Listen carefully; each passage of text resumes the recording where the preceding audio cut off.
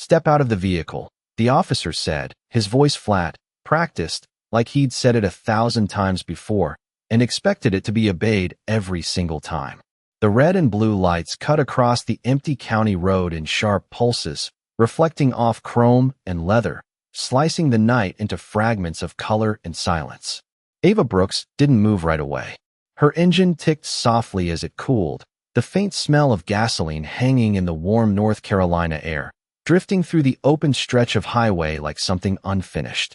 She sat still on her bike, gloved hands resting lightly on the handlebars, visor half raised, eyes steady, not defiant, not afraid, just present. Across from her, Officer Daniel Reeves adjusted his stance, one hand resting near his belt, the other gripping a small flashlight he didn't need. His cruiser idled behind him, angled just enough to block the road like a statement. He looked her up and down once, slow, deliberate, the way people did when they thought they already knew everything they needed to know. "License," he added, sharper this time. A car passed in the distance, its headlights sweeping briefly across the scene before disappearing into darkness again. Somewhere far off, a dog barked, then stopped. The world seemed to hold its breath in the space between his command and her response.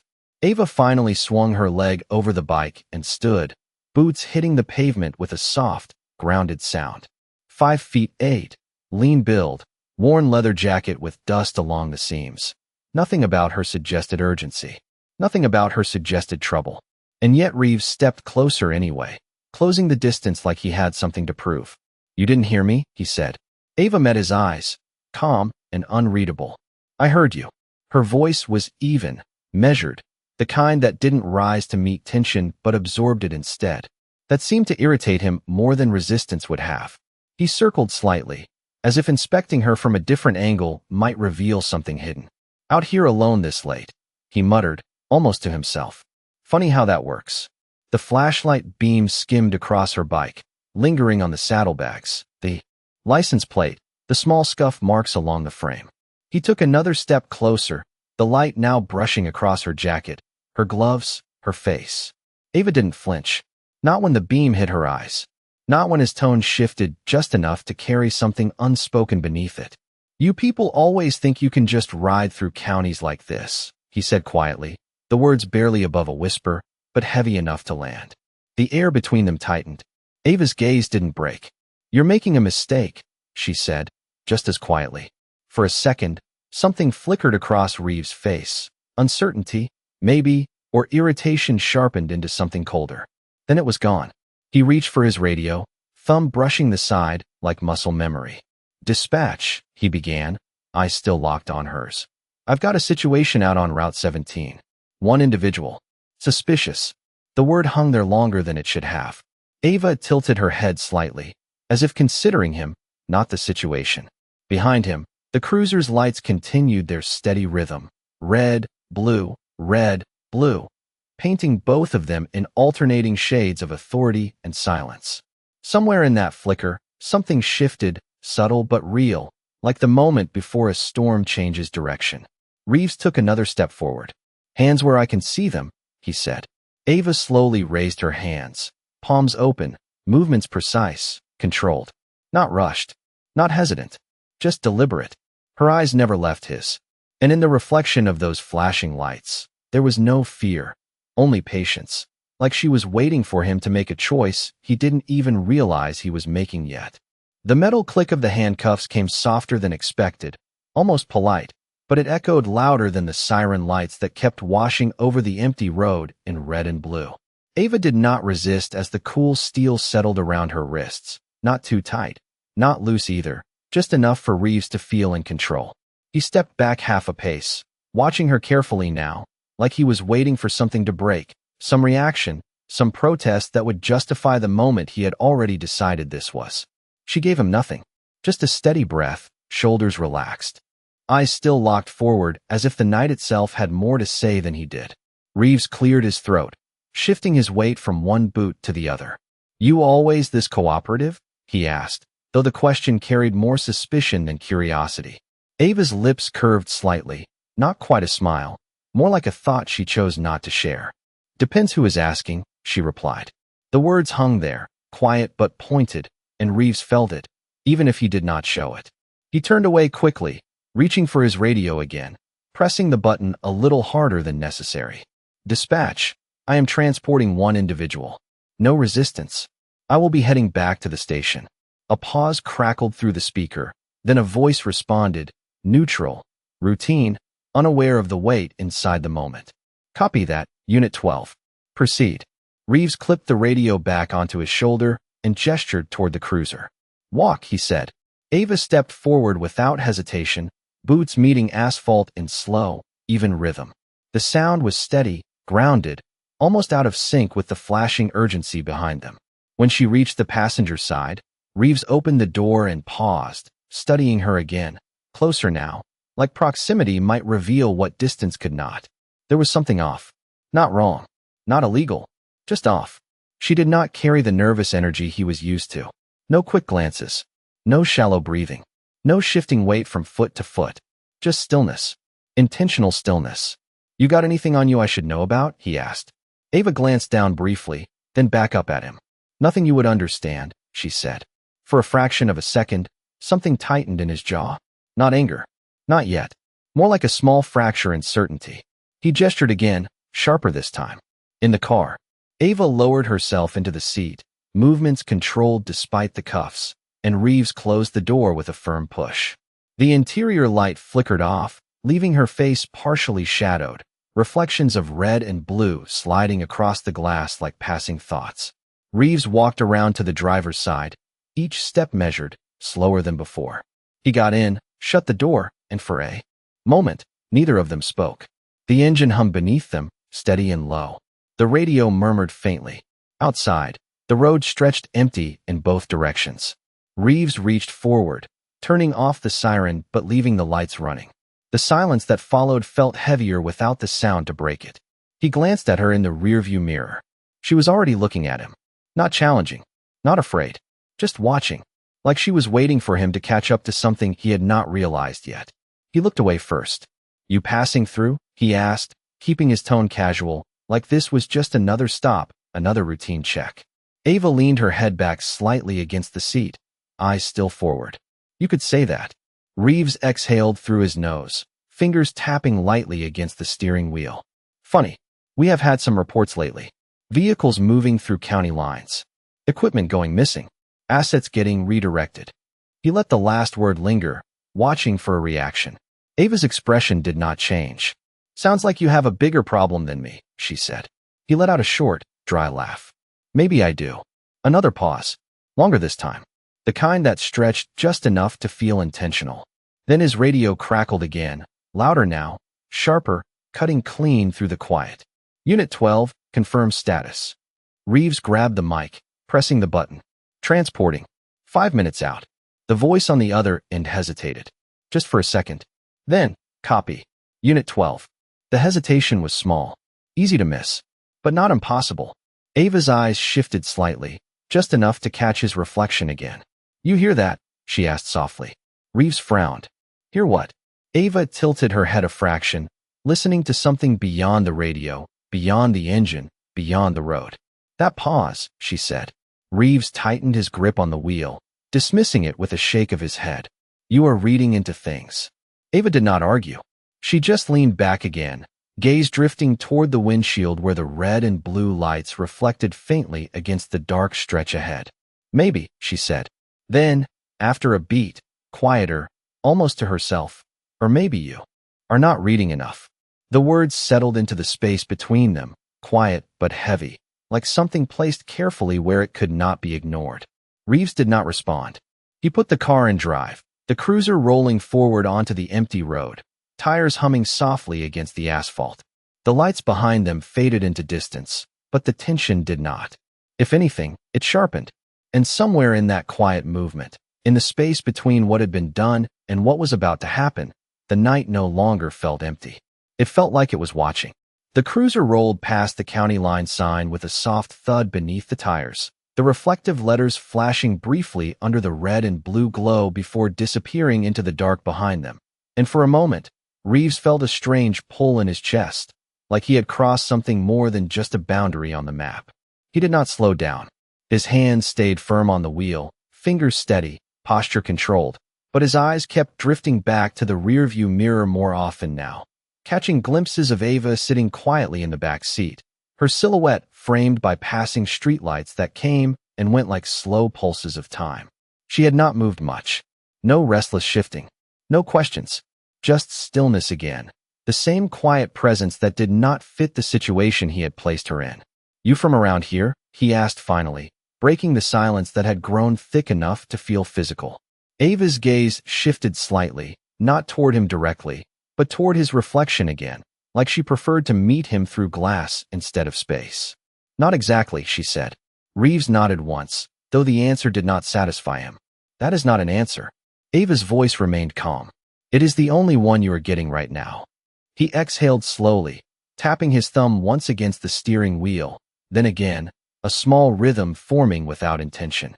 Outside, the road narrowed slightly as they moved deeper into the quieter stretch of Mont County. Fewer lights, fewer houses, just long shadows stretching across open land and the occasional flicker of a porch light far off in the distance. Reeves shifted in his seat, adjusting his posture as if something in the air had changed pressure. "You ever been picked up before?" he asked. Ava tilted her head slightly, considering the question more than reacting to it. "Not like this," she said. The answer was simple, but something in the way she said it made Reeves glance back again, longer this time. "What is that supposed to mean?" he asked. Ava looked past him, through the windshield, watching the road unfold ahead. "It means you are very confident," she said. Reeves let out a short breath that almost passed for a laugh. "That is part of the job." Ava did not respond right away. The cruiser passed under a dim street light, and for a brief second, her face was fully illuminated in the mirror, calm, focused, almost thoughtful. Then the light slipped away again, leaving only shadows and flashing color. "Confidence is not the same as being right," she said quietly. The words settled into the space between them, and Reeves felt that same small fracture again, the one he had pushed aside earlier. He shifted his grip on the wheel. "You keep talking like you know something," he said. Ava's lips curved slightly again, that same almost smile that never quite formed. "I know enough." Reeves shook his head, more to himself than to her, and reached for the radio once more, pressing the button with a firm click. "Unit 12 approaching station. 2 minutes out." Static answered first, louder this time, sharper, followed by a voice that did not sound as routine as before. "Copy, Unit 12, stand by." Reeves frowned slightly. "Stand by for what?"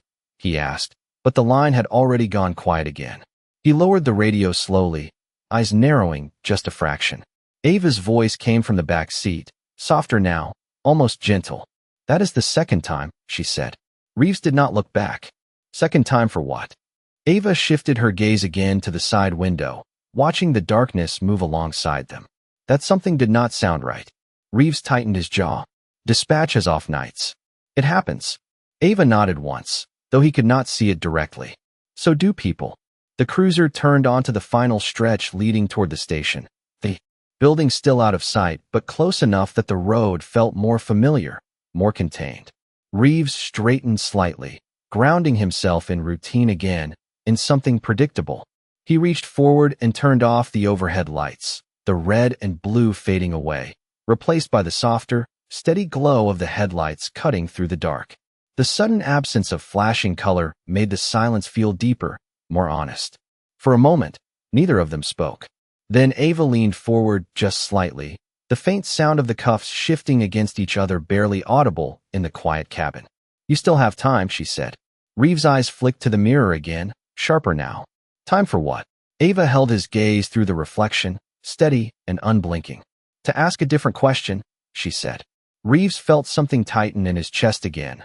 Not fear, not yet, but something closer to awareness, like standing at the edge of something he had not planned for.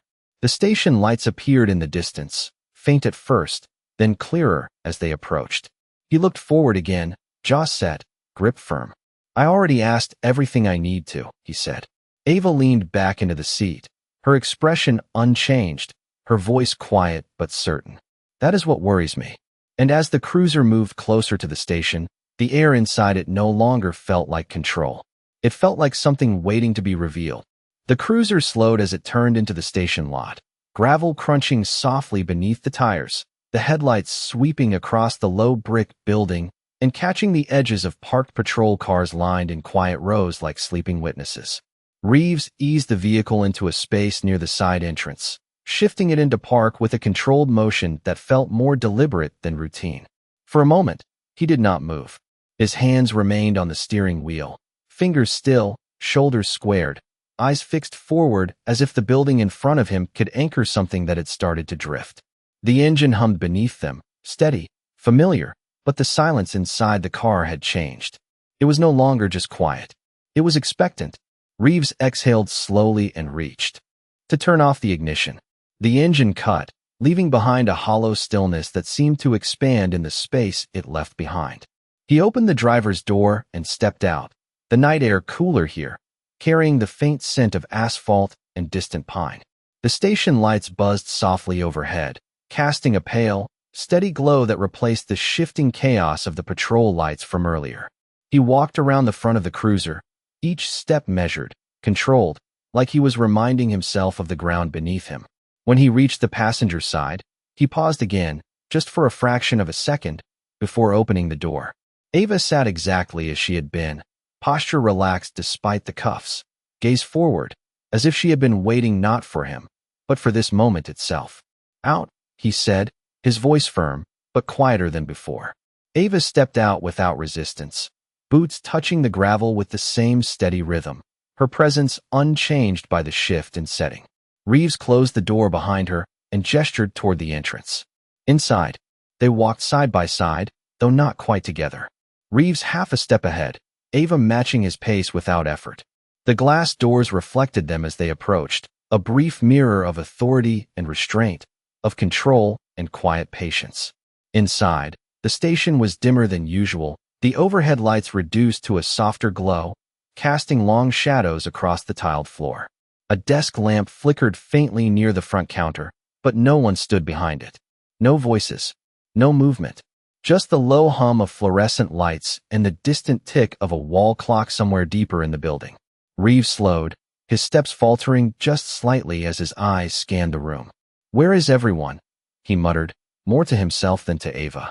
Ava's gaze moved calmly across the space, taking in the empty chairs, the unattended desk, the stillness that did not belong in a place like this at this hour. "You tell me," she said quietly. Reeves frowned, a crease forming between his brows as he moved further inside, guiding her toward the processing area, out of habit more than intention. His boots echoed softly against the floor, the sound sharper. In the absence of everything else, he reached the desk, setting his keys down with a small metallic clink that seemed louder than it should have been.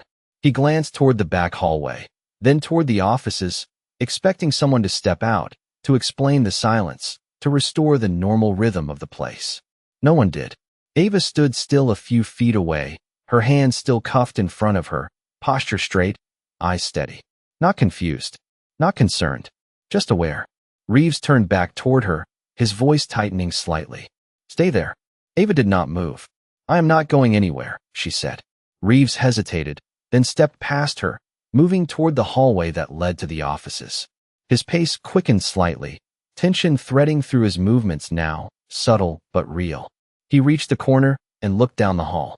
The lights were on. Doors were closed.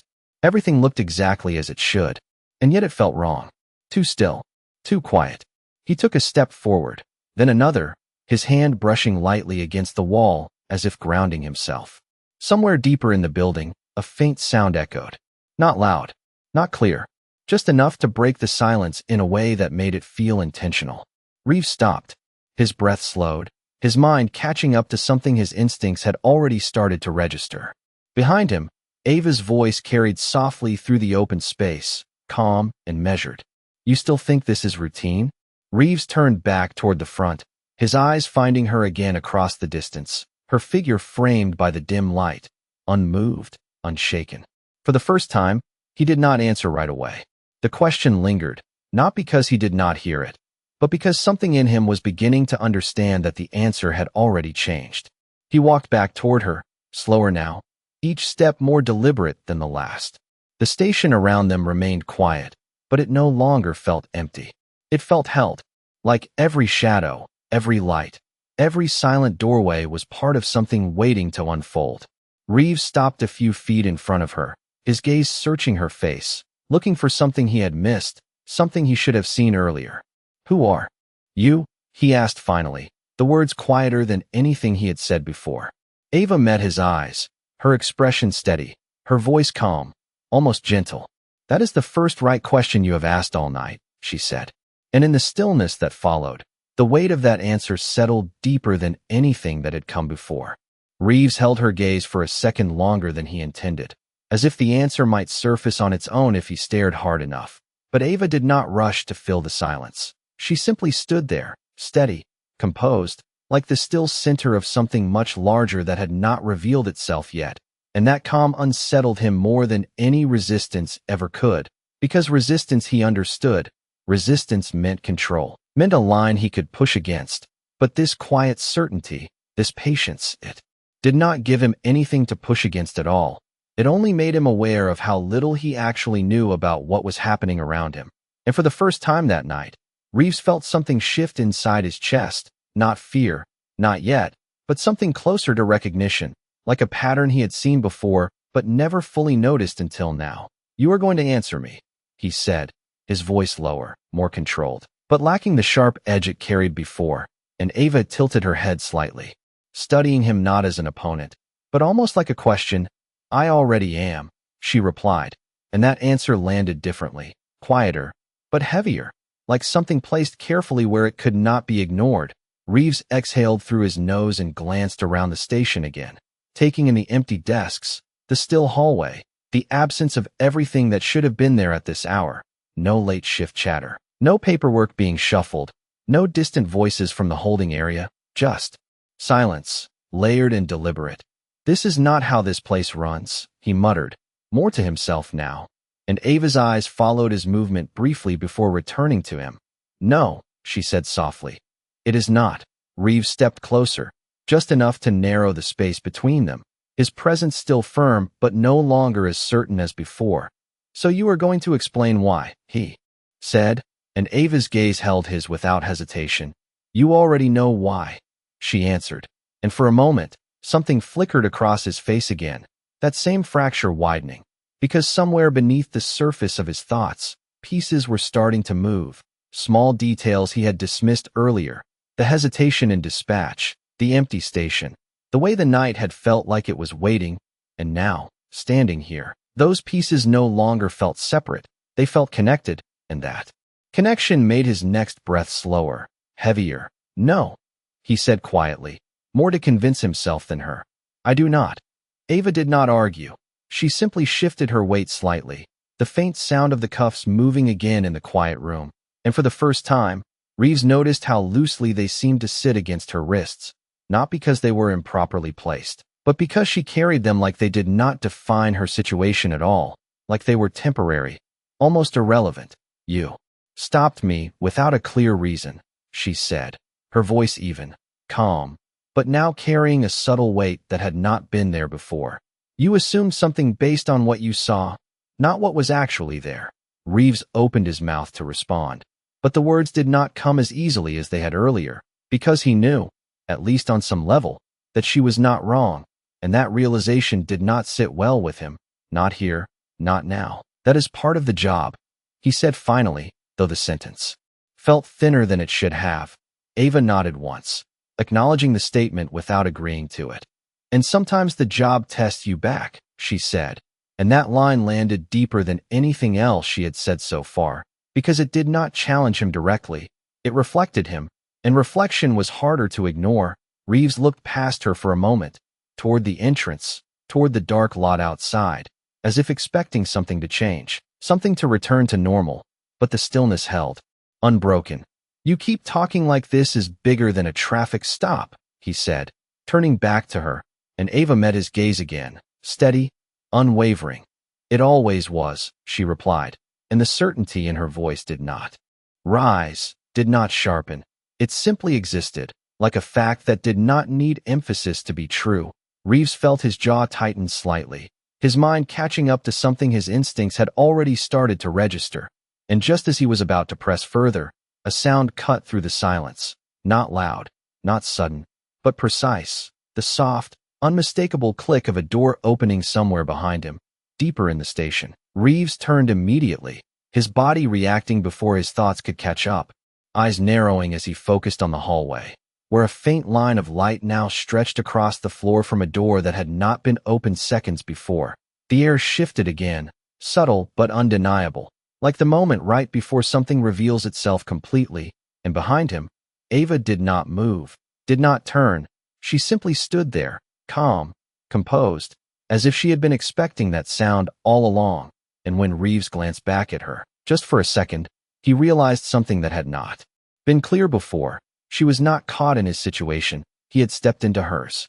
The line of light stretched across the floor like a quiet signal, thin but undeniable, and Reeves felt his body tighten before his mind could form the reason why, his instincts pulling him forward even as something deeper told him to stop. But he moved anyway, one step, then another, boots soft against the tile as he approached the hallway, his hand hovering near his belt out of habit, not aggression, just routine. But routine felt different now, heavier, like it no longer belonged to him the way it used to. The open door at the end of the hall revealed only a sliver of the room beyond, a narrow slice of brightness cutting into the dim corridor, and from that space came the faint murmur of voices, low, controlled, not rushed, not chaotic, just deliberate. Reeves slowed, his breath evening out as he reached the threshold, his shoulder brushing lightly against the wall as he leaned just enough to see inside. And what he saw did not match anything he expected.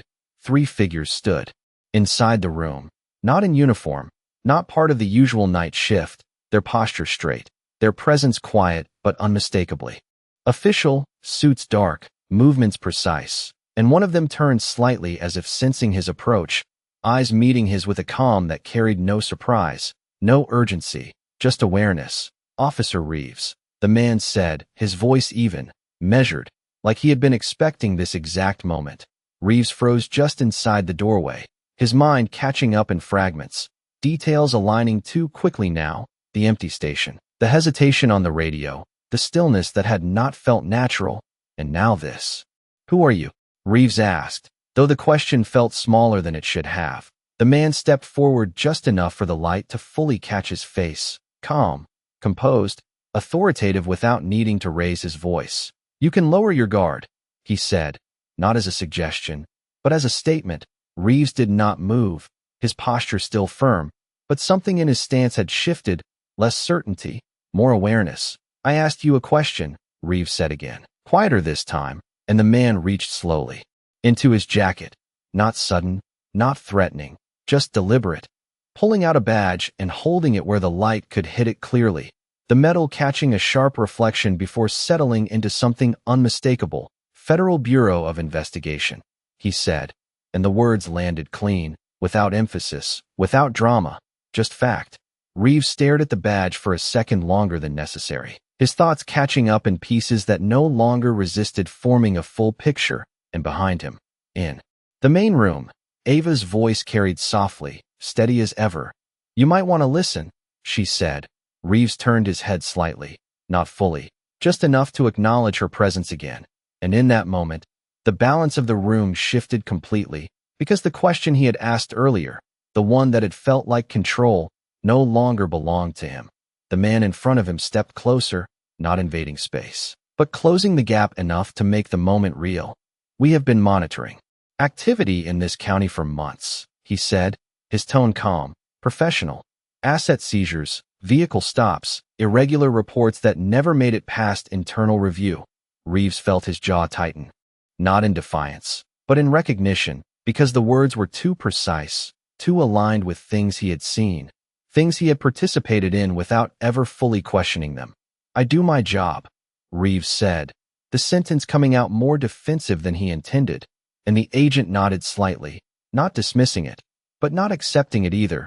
"That is what we are here to determine," he replied. Another figure in the room moved slightly, setting a folder down on the table with a soft, controlled motion, the sound barely audible but heavy in meaning.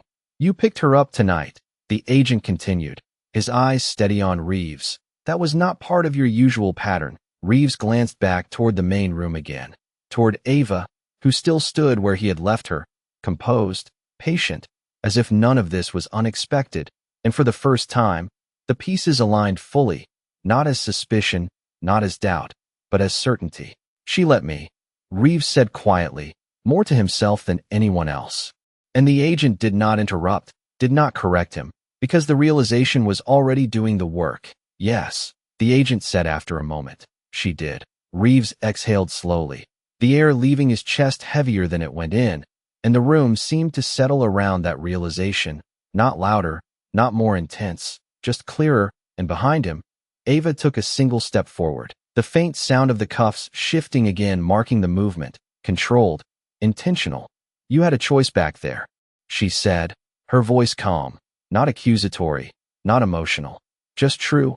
Reeves closed his eyes for a brief second, not in defeat, but in understanding, because the road, the stop, the questions, every moment had been a test he did not know he was taking. And now, standing in the quiet light of that room, he understood that the outcome had already begun the moment he made his first assumption. Reeves stood still for a moment longer, the badge still fresh in his mind, the words still echoing in a way that did not fade like normal conversation, because this was no longer a situation he controlled, it was one he had stepped into without understanding, and now every detail from earlier replayed differently. Sharper, clearer, like a picture finally coming into focus after being blurred for too long. He looked down at his hands briefly, then back up at the agent, his voice lower now, stripped of the authority it carried before. "You have been watching this place," he said, not quite a question, more like a realization spoken out loud. The agent nodded once, slow and steady.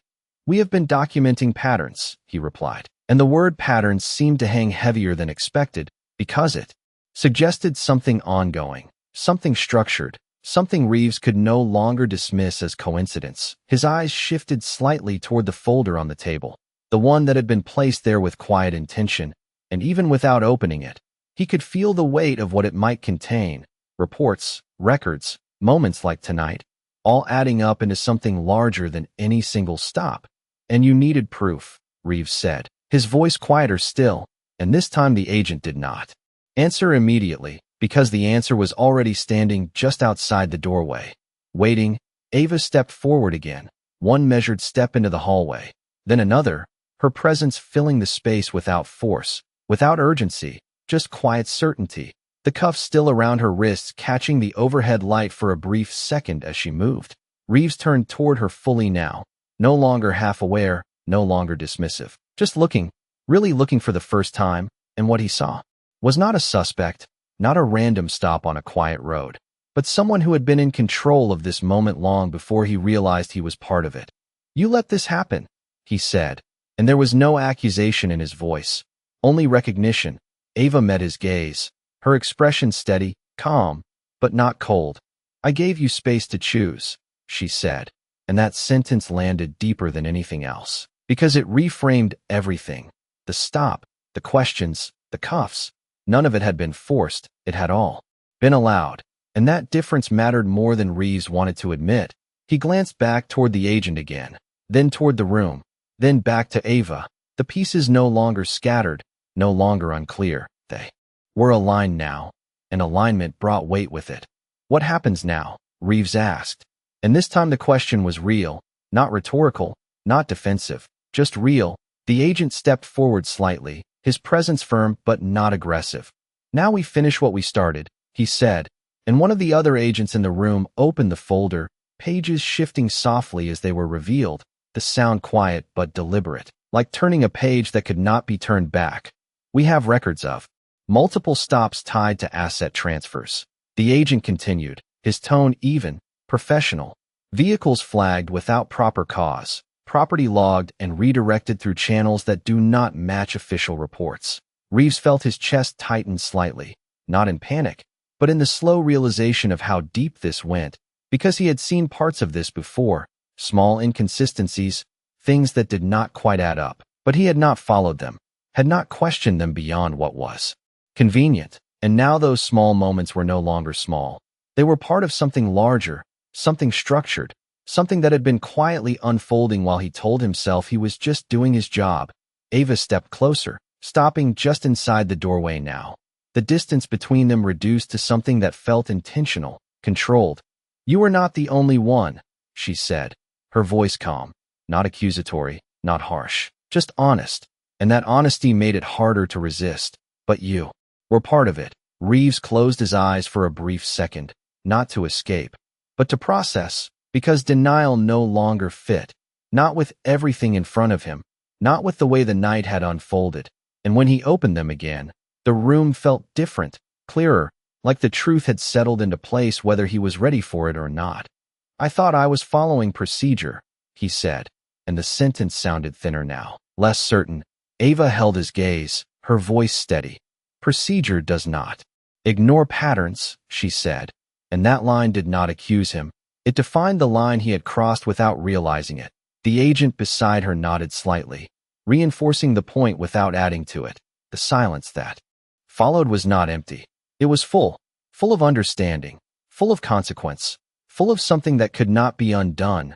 Reeves looked around the room one more time, at the agents, at the folder, at the open door that had changed everything, and finally back at Ava, who stood there not as someone he had stopped, but as someone who had seen everything clearly from the start. "You knew," he said quietly, and Ava did not hesitate. "I knew enough," she replied, and that was all she needed to know, because the rest had revealed itself the moment he made his choices. And standing there now, Reeves understood that this was not about one stop, one mistake, or one night.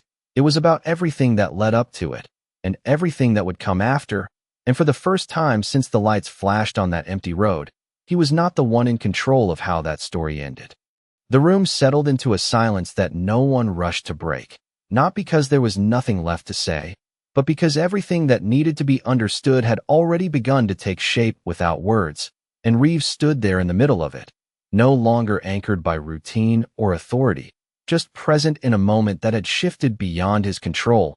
His eyes moved once more to the open folder on the table, pages filled with lines, timestamps, vehicle descriptions, signatures, patterns that stretched across weeks, maybe months, each one small on its own, but together forming something undeniable, something structured, something that no longer allowed room for simple explanations. He took a slow step forward, not out of command, but out of necessity, drawn toward the truth in front of him like gravity. "How long?" he asked, his voice quieter now, almost careful, as if volume itself might disrupt the clarity settling in. The agent glanced down at the pages briefly before answering.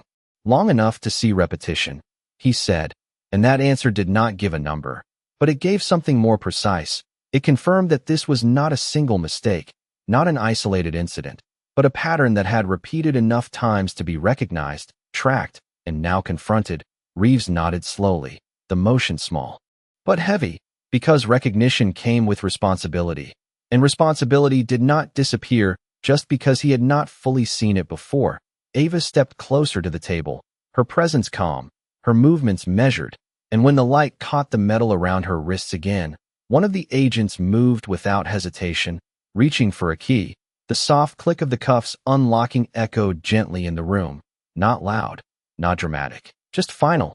Ava lowered her hands as the cuffs were removed, flexing her fingers once, not in relief, but in simple acknowledgement of the transition, and Reeves watched that moment carefully, because it marked something deeper than just the removal of restraint. It marked the shift in who held control. Ava rubbed her wrist lightly, then looked back at him, her expression unchanged, steady, grounded. "You see it now," she said, and it was not a question. Reeves exhaled slowly, his shoulders lowering just slightly, the tension in his posture easing into something more real, more human.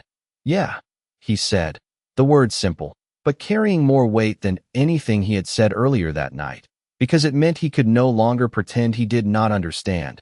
The agent beside him closed the folder halfway, leaving enough visible to remind him of what remained.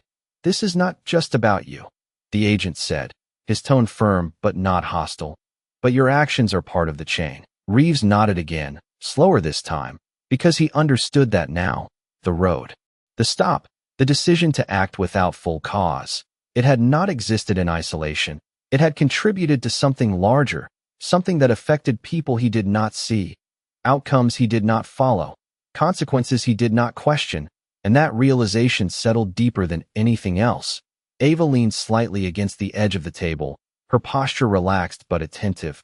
"You were not targeted," she said quietly, and Reeves looked at her, a flicker of confusion crossing his face.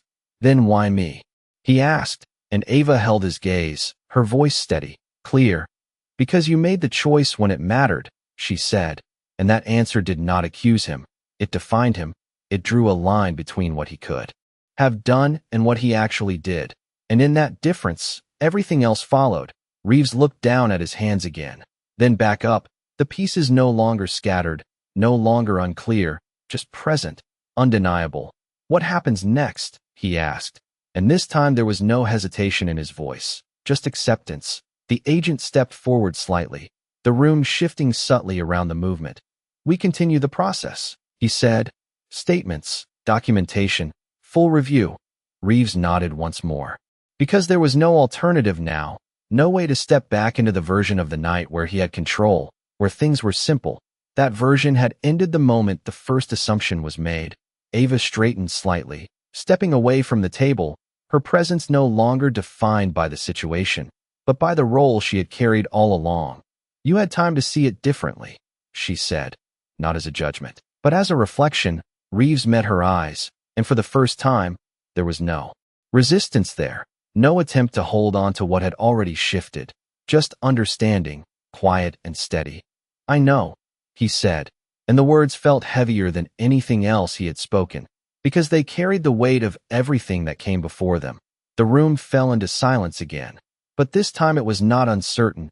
It was settled, like something had finally reached the point it had been moving toward all along. And outside, beyond the walls of the station, the night continued as it always did, unaware of the shift that had just taken place inside, unaware that a single moment, a single decision, had unraveled something much larger than it seemed at the start.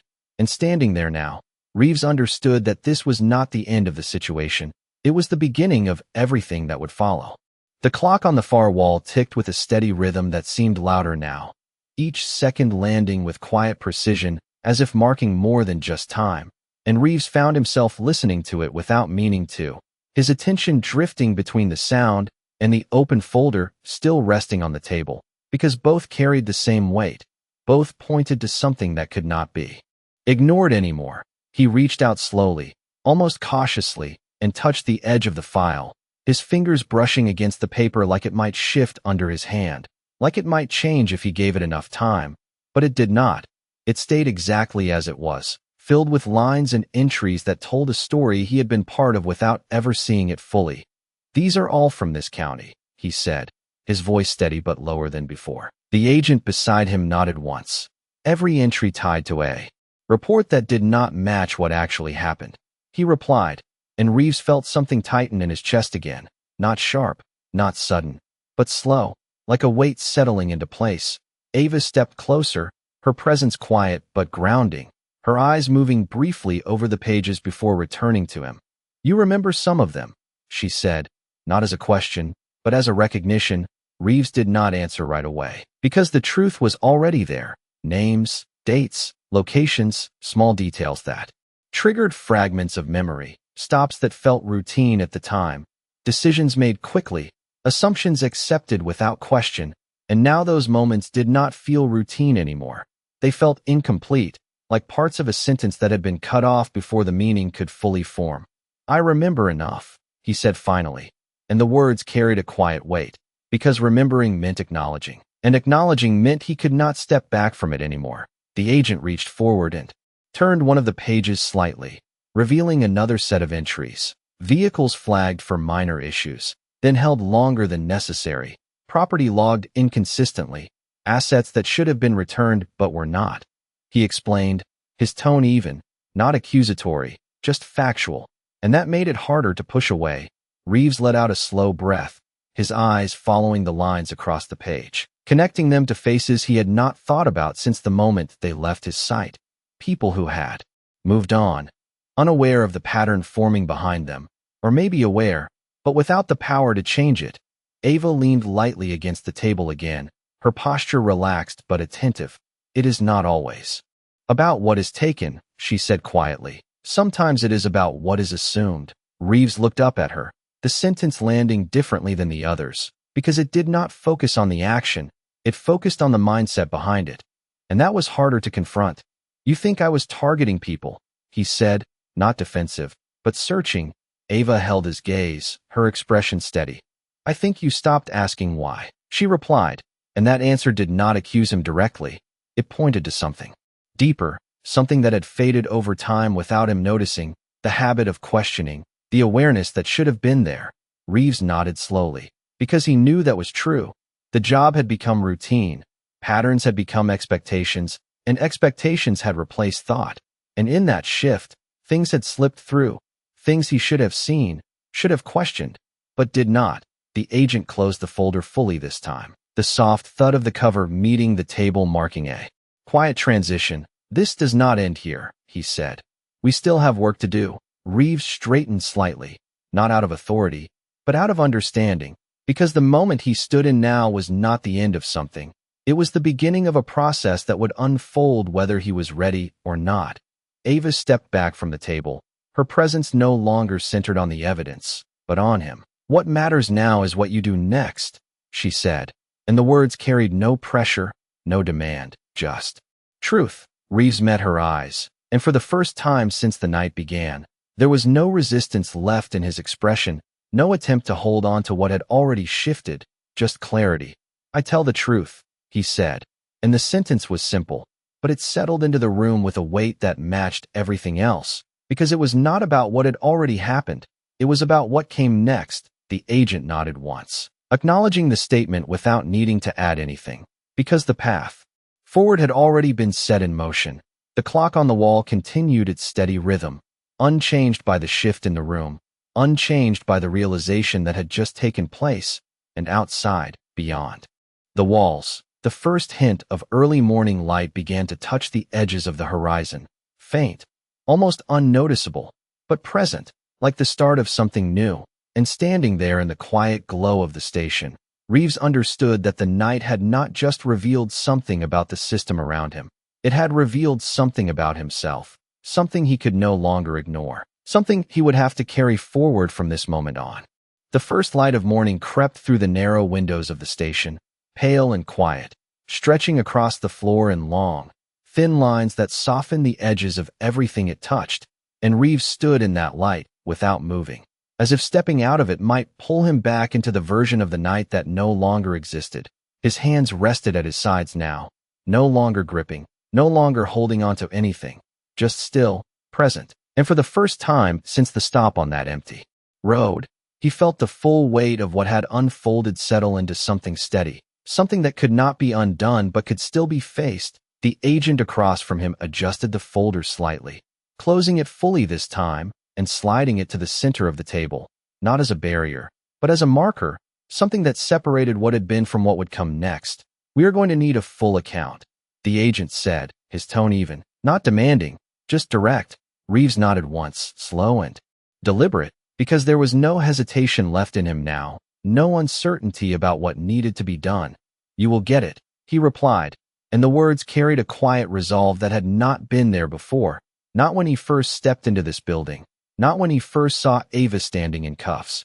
Ava remained near the edge of the room, her posture relaxed but attentive, watching him not as an opponent, not as someone she needed to challenge, but as someone who had finally reached the point where understanding could begin. She took a small step forward, her boots making a soft sound against the tile, grounding the moment in something real. It is not just about what you say, she said, her voice calm, steady. It is about what you are willing to stand behind. Reeves looked at her, really looked this time, and there was no tension left in his expression, no resistance, just clarity. I know, he said, and the words felt different now, not defensive, not reactive, just true. The agent gestured toward a chair near the table. Sit, he said, not as an order, but as a step forward. Reeves moved without hesitation, pulling the chair back and lowering himself into it. The motion simple, but symbolic, because it marked a shift from standing over the situation to sitting within it. The agent remained standing. Another agent stepping closer with a small recording device, placing it carefully on the table with a soft click, the sound precise, controlled. "This will be documented," the agent said, and Reeves nodded again, his hands resting lightly on the table now. "Open, unguarded, understood," he replied. The room settled into a quiet rhythm, not tense, not uncertain, but focused, like everything had narrowed down to this point. This moment where truth would move forward without interruption. Ava remained where she was, her presence steady, no longer central to the process, but still part of it, still connected to the path that had led them here. Reeves took a slow breath, his eyes lowering briefly to the surface of the table before lifting again, and when he spoke, his voice was clear, even, carrying none of the sharp edges from earlier in the night. "It started small," he said, and the words came without hesitation. Because he no longer needed to filter them, no longer needed to shape them into something easier to accept, stops that did not feel important, decisions that seemed routine, things that did not add up, but I did not question them. The agent listened without interruption, his expression neutral but attentive, because this was not about judgment in this moment. It was about clarity. Reeves continued, each sentence steady, each detail placed carefully, not rushed, not held back, just given as it was, the truth unfolding in a way that did not need force. Ava watched him quietly, her gaze steady, not approving, not critical, just present, because this was the part that mattered, not the stop, not the cuffs, not the assumptions, but this, the moment where choice returned, where understanding turned into action. Outside, the morning light grew slightly stronger, touching more of the room, softening the shadows, making the space feel less confined, less hidden, and inside that light, Reeves continued to speak, each word carrying the weight of what had been and the direction of what would come next, and for the first time since the night began, the silence in the room was not something to fill or break. It was something that held everything together, steady, grounded, and real. Reeves' voice remained steady as he continued, each word landing with more clarity than the last, not because the situation had become easier, but because he had stopped resisting what it required of him, his eyes no longer drifting away, no longer searching for an exit that did not exist, just focused on the space in front of him, on the truth as it unfolded piece by piece. "There were times I knew something did not feel right," he said, his tone even, measured, but I told myself it was not my place to question it. The agent across from him remained still, listening without interruption, allowing the silence between sentences to do its work, to let each statement settle fully before the next one came. And in that silence, the weight of those choices became clearer, more defined. Reeves' hands rested open on the table, fingers relaxed, no tension left in them, just a quiet acceptance of the moment he was in. Ava stood a few steps away, her posture unchanged, her gaze steady, watching not with judgment, but with a kind of quiet attention that did not demand anything from him, did not push, did not pull, just allowed him to continue. "I saw reports that did not match what I logged," Reeves went on, "and I corrected them sometimes, but not always, not when it would create more questions than answers." He paused briefly, not because he did not know what to say next, but because he understood the importance of saying it clearly, without hesitation, without softening it. "And over time, I stopped noticing the difference. The words settled into the room, not loud, not dramatic, but undeniable." The agent nodded slightly, acknowledging the statement without breaking the flow. "That is how patterns hold," he said quietly, "not through one action, but through many small ones that go unchecked." Reeves met his eyes, and there was no defensiveness there, only recognition. "I understand that now," he said, and the simplicity of the sentence carried more weight than anything more elaborate could have, because it marked a shift that could not be reversed. Ava took a slow step forward, her boots making a soft, grounded sound against the tile, stopping just at the edge of the table, her presence calm, her voice steady. "Understanding is where it starts," she said, and her tone was not instructive, not superior, just clear. "But it is not where it ends." Reeves nodded once, because he knew that. The night had already shown him that understanding without action meant nothing, meant repeating the same patterns under a different name. The agent reached for the recording device, adjusting it slightly, ensuring everything was captured clearly, every word, every pause, every shift in tone. "Continue," he said, and Reeves did. Without hesitation, without looking away. "There were vehicles flagged that should not have been flagged," he said. "Minor things. Things that did not justify holding them. But we did anyway. And the paperwork did not always match the outcome." His voice remained steady. But there was something deeper beneath it now, not guilt in the way people often expected, but awareness, a clear understanding of the impact of those actions. "And I did not push back," he added. And that sentence felt final in a way the others did not, because it closed the space where excuses could exist.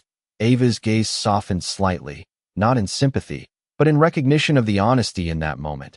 "You are pushing now," she said, and Reeves looked at her, the words settling differently than anything else, because they acknowledged the shift without dismissing what had come before. "I am," he replied, and there was no hesitation in his voice, no uncertainty, just truth. The agent nodded again, his posture unchanged, but his attention unwavering. "That matters," he said, and the simplicity of that acknowledgement carried weight, because it confirmed that what Reeves was doing now was not being ignored, not being dismissed. It was being recognized as part of the process, part of what would come next. Outside the station, the morning light continued to grow, filling more of the space, softening the edges of the room, making everything feel more visible, more real. And inside that light, the conversation continued, steady, grounded, each word building on the last, not rushed, not forced, just moving forward in a way that could not be undone. Reeves leaned back slightly in the chair, not to distance himself, but to take a full breath, to steady himself before continuing. And when he spoke again, his voice carried the same clarity, the same resolve. "There are names I can give you," he said, and the room shifted slightly at that, not in tension, but in focus, because this was the next step, the one that moved beyond reflection into action. Ava remained still, her eyes on him, not reacting, not interrupting, just present, because this was his choice now, his responsibility, his moment to define what came next. The agent reached for a pen, opening a notepad beside the recorder, ready to document what followed. And in that quiet, steady space, Reeves began to speak again, not as the officer who had made assumptions on a dark road, but as someone who had finally chosen to see the full picture and act on it, no longer guided by habit, but by something deeper, something that would carry beyond this room, beyond this morning, into whatever came next. The room held steady as Reeves continued, each name he spoke landing with quiet precision, not rushed, not hesitant, just clear, and with every name the space seemed to shift slightly, not louder, not more intense, but more defined, like lines being drawn where there had once been blur. The agent's pen moved across the page in smooth, controlled strokes, capturing each detail without interruption, while the recorder sat between them, its small light steady, marking every second of what was being said. Ava remained where she was, just off to the side, her presence no longer the center of the moment, but still connected to it, still part of the path that had led here. Reeves paused briefly, not because he was searching for words, but because he understood the weight of what he was doing. The names were not just names, they were connections, patterns, threads that extended beyond him, beyond this room, and into something larger that was now being brought into the open.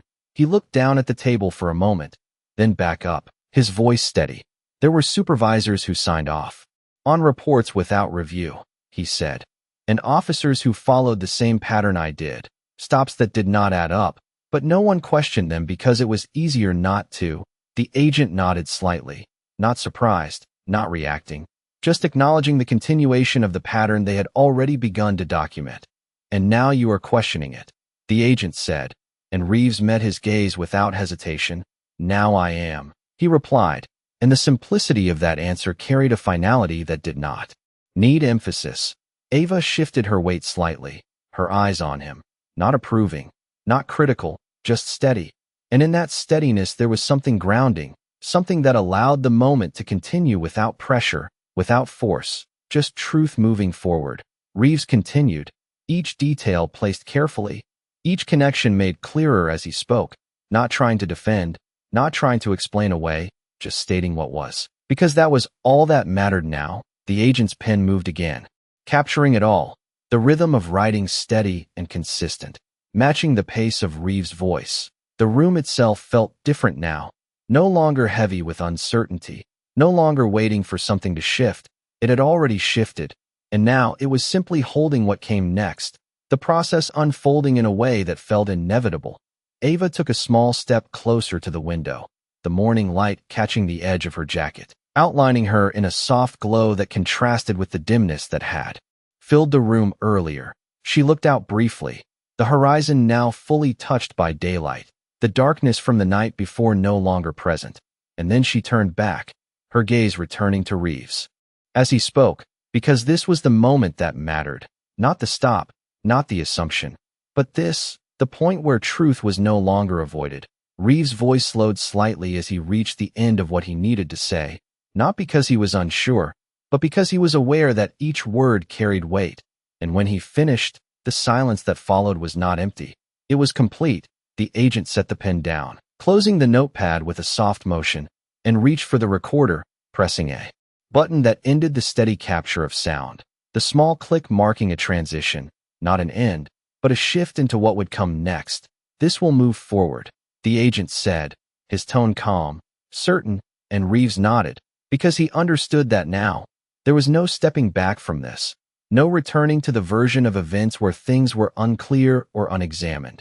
This was the path forward, and it would continue beyond this room. Beyond this morning, Ava stepped away from the window, her presence calm, her voice quiet but clear. "You chose to see it," she said, and Reeves looked at her, the words settling into something deeper than anything else that had been said, because they acknowledged the choice he had made, not the mistake, not the past, but the decision to move forward differently. "I did," he replied, and there was no hesitation, no uncertainty, just truth. The agent gathered the folder, placing it neatly with the notepad, preparing to carry it forward into the next stage, the room beginning to shift back into motion, not chaotic, not rushed, but purposeful, like something that had been waiting was now finally moving. And as Reeves stood from the chair, the motion slow, deliberate, he felt the weight of the night settle into something steady, something he would carry, not as something to escape, but as something to understand, something to build from. Ava watched him for a moment longer, her expression unchanged, calm, grounded, and then she nodded once. A small, almost imperceptible gesture that marked the end of her part in this moment, not with finality, but with quiet acknowledgement. And as the morning light continued to fill the room, there was no longer any trace of the uncertainty that had defined the night before, only clarity, steady and undeniable, moving forward into whatever came next. The station no longer felt like a place holding tension. It felt like a place that had released something it had carried for too long. And as the morning light fully claimed the room, soft and steady through the windows, everything inside it seemed clearer, edges defined, shadows reduced, the quiet no longer heavy but settled, like a breath that had finally been let out. Reeves stood near the table for a moment after the agents began to move, gathering their materials, speaking in low, controlled tones that carried purpose but no urgency. The process had shifted into motion, and he was no longer at the center of it, but he was still part of it, still connected to what would follow. He looked down briefly at the space where the folder had been, now gone, carried forward into something larger than this room. And for a moment, he could almost see the path it would take. Offices, reviews, conversations that would not be quiet, decisions that would not be easy, but necessary, all of it starting here, in a moment that had not seemed significant when the night began. Ava moved toward the exit, her steps unhurried, her presence unchanged, not lingering, not claiming anything, just moving forward as if this had always been the direction. Reeves watched her for a second, then took a step after her, not out of obligation, not out of authority, but because there was something unfinished in him, something that needed to be said. "Ava," he called, his voice steady, not loud, just enough to reach her. She stopped near the doorway, turning slightly, the morning light outlining her figure, soft but clear. She did not step back, did not close the distance. She simply waited, giving him the space to say what he needed to say. Reeves closed the distance halfway, stopping a few feet from her, his posture no longer rigid, no longer defined by uniform or role. Just a man standing in the aftermath of a moment that had changed him. "Back there," he said, pausing briefly as he chose his words carefully. "On the road, I thought I knew exactly what I was looking at." Ava's gaze remained steady, her expression calm, not interrupting, not guiding, just present. Reeves continued, his voice quiet but clear. "I did not see you. Not really.